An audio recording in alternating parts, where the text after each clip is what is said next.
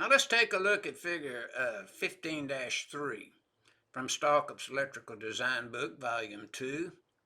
And notice we're dealing with continuous duty operating loads in accordance with Article 100, where the load could operate for 3 hours or more.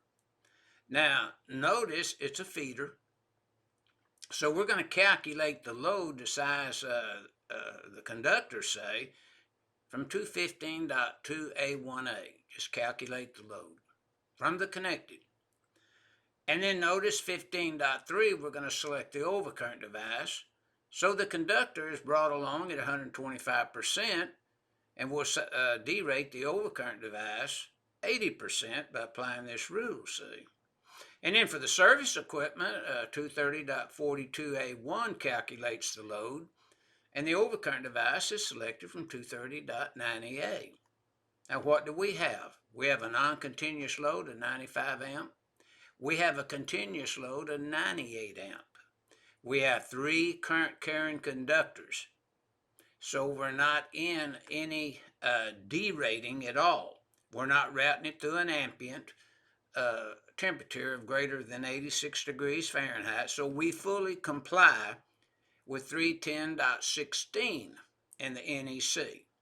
So the application in step 1, 95 amps at 100%, 95 because it's a load that operates less than 3 hours. The 98 amps operates at a load value of more than 3 hours. So 125% is applied. We come up with 122.5, and our load is 217.5. And remember, 0.5 in accordance with 220.5b can be rounded up if it's 0.5, 6, 7, 8, or 9. If it's 0.4, 0.3, or 0.2, or 0.1, then you can't round it up. You would round down.